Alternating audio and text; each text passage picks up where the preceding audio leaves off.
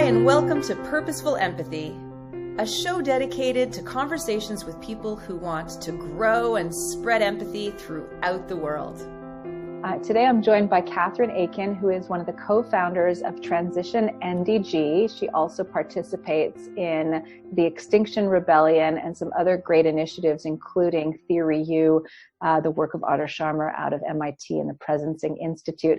So today I was interested in having a conversation with you, Kathryn. I should also say you spent your career working as a hospital administrator. So you've seen a lot throughout your career, and I can imagine your empathy for your, your colleagues that are currently in this pandemic. So I thought it would be really interesting to have a conversation with you today because you do so much work around the environment and what we need to do to get to a place of greater sustainability. Could you tell us what the transition movement is all about? Yeah, just simply, the transition movement started, I guess, over 10 years ago by a permaculture teacher named Rob Hopkins. And he got really concerned about some of the things he saw coming down the road, such as climate change, peak oil, and an economy that no longer serves us and will probably ultimately fall apart. So he started this idea of transitioning, which is often referred to as social permaculture. And it's about kind of connecting in different ways with nature, being kind of aware that our resources on this planet are limited, and that maybe we might want to think about working with nature rather than trying to control it or working against it. So permaculture is a design science that very much respects working with nature. And I did my permaculture design course in 2011, and it kind of changed my life. I thought, wow, this really makes sense. It's about finding resilience in our local communities, collaborating together, connecting together.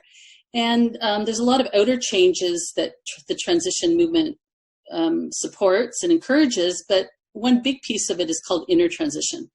And it kind of recognizes the idea that we really can't make a lot of change in the outer world without going inside and recognizing the link between the inner and the outer. And one can go all over the inner space, and we can talk about viewing the world as abundant rather than scarcities.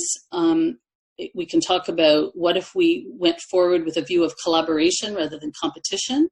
A couple of programs that we've done, we've shared quite a bit on, is nonviolent communication, which I know you're familiar with, and that recognizes the importance of empathy, both empathy for the other and empathy for ourselves. And the work that reconnects of Joanna Macy, which I've been very drawn to, which recognizes our pain and our love of the earth, which are important kind of guiding points going forward. So Transition NDG itself, it's part of this worldwide movement. We've been around since about 2013. It was co-founded by a group of community people involved in community and NDG.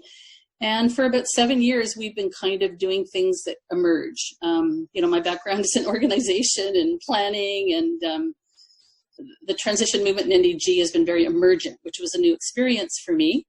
We do what we can with the resources we have. We don't have a lot of money, but somehow resources seem to come to us when we need them.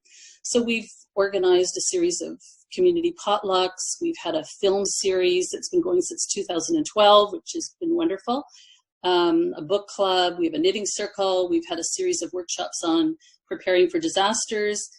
And we spent about a year and a half really focused on organizing skill shares with the idea that we can learn from each other in community and that we all have gifts to share. So we would organize these skill shares, and somebody with a lot of information would come and organize the workshop with the goal of providing great information, but also recognizing that people in the workshop might have information to share as well. We've done swaps. We have our Incredible Edibles project, which is probably our most visible project that's been going for about 7 or 8 years. But, we can't kind of do everything, and we're not really good at doing everything. So I've kind of evolved to see it as kind of a place to hold new ideas that want to emerge in the world and bring forward your gifts. I have a few offerings, other people on our organizing team do, but there's a lot of people in our broader community that offer offer a lot as well. And many of them say, I sure don't want to be in an organizing group, but I'd like to do this, or I'd like to water the gardens, or I'd like to do a workshop. So, I mean, just as an example, we did a couple of swaps, and they were a lot of work. And then we realized there's other people organizing swaps on the island of Montreal, and arguably they may do them better than we do. So we would rather promote them and help get the word out for them. The same thing with Skillshares. We were really organizing things about twice a week for a year and a half. This beautiful space we had closed, but other people's were giving these Skillshares, young people who were doing it as part of their livelihood. And so we now support their work, and we will organize the odd Skillshare if it kind of happens, but we prefer kind of working with others. So yeah, we've been doing that for about 7 years. And of course, we're kind of shut down right now with COVID in one sense. Yeah, you must all miss each other. I imagine that some of the work is going online, and we're using technology to stay in touch. But I still think when you're working in collaboration within a community, you know, there's some intangibles that take place when it's in person. And so I think as humans, we're probably missing a lot of that, just the physical touch and just being up close to people.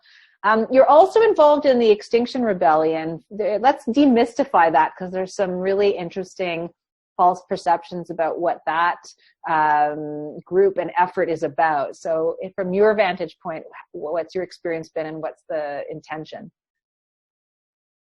Well, I've had a great experience with it. I'm somebody who's never held a placard in her life. I've never protested against anything, although I've kind of admired people that have, but I've never had a really urge to get out there. And one day, a while ago, I just kind of went to one of their swarms. And I also realized early on that a lot of the criticism they receive is for maybe they're more assertive swarms, where they close bridges and inconvenience people, and people couldn't really get that. But I learned by learning more about them, first of all, I liked them as people. They seemed to have a lot of the same values I have, and kind of ordinary people were coming out. And you don't have to kind of get up on the Champlain Bridge and close it and get arrested. They have these things called swarms. So I went out to a swarm, and it was really well done. And we kind of stood in front of red lights, so we didn't block any traffic. We stood in front of cars with these wonderful signs with wonderful messages. And then as soon as the light would turn green, we would get out of the way. And then there were people on street corners, and it felt really good. So I invited them to give a presentation, a transition meeting. And I was feeling a bit conflicted as to how the two relate. So I wrote to Rob Hopkins, who's the founder of the transition movement. And I asked him, and he wrote me back. It was kind of exciting. And he said, I support Extinction Rebellion. He said, I don't agree with everything they do, but on the whole, I feel like the reinforcements have arrived. And that really resonated with me. He said his wife's been arrested 4 times, but he said they're two different things. Extinction Rebellion is an organization that holds the space really well and gathers attention and raises awareness. And hopefully as they do that, then transition can kind of come in and start imagining the new world that we really want to create. So he says they're different, but they can work together.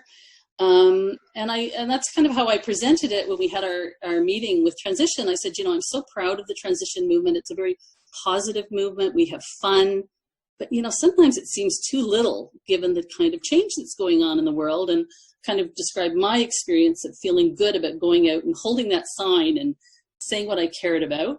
Wasn't sure anybody was going to do anything about it, but I am learning more about government and politics, and that they do listen when enough people show up, and that they are stewarding our money, and our money could go to build more pipelines, or it could go to regenerate our land and bring nature back. So it kind of felt good.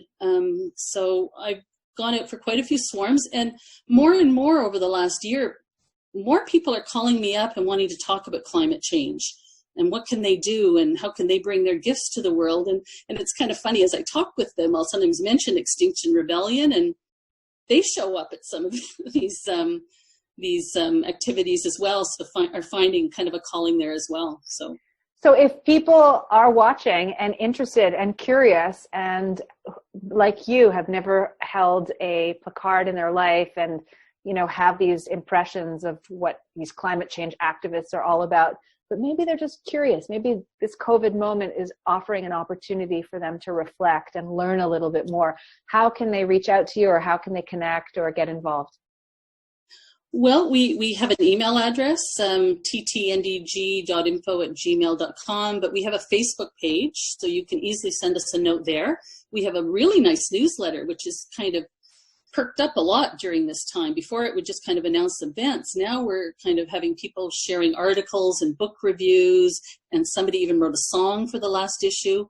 We can put you on our newsletter list because we can't do a lot of events in person, but some of the skill shares are happening online. And if you have ideas, if you'd like to participate, great. If you have ideas you would like to play with and maybe try out, like a local farmer called us last week, and she wondered about sharing some of the food from her farm with us. Could Transition find a way to share the food from her farm with the community, because she's maybe not able to set up markets as well, and she's primarily going to sell to restaurants. So I think that's really exciting, that relationship between our farmers and our local food, and feeling we can take some control over things. We're running our Incredible Edibles Gardens this summer. So even if you might have some big fancy academic idea and project, maybe you'd also like to come out and water a garden once a week. I think people are having a great need to connect to the soil and to the earth. I've had so many emails from people, how do I start a garden? We're sharing plants all over the place.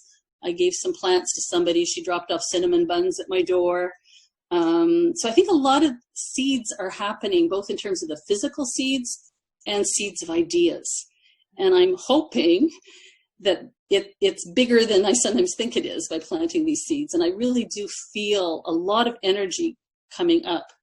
I took out my grass on my front lawn last year. I planted a garden, and people are stopping and talking, and they seem to want to connect in new, deeper ways.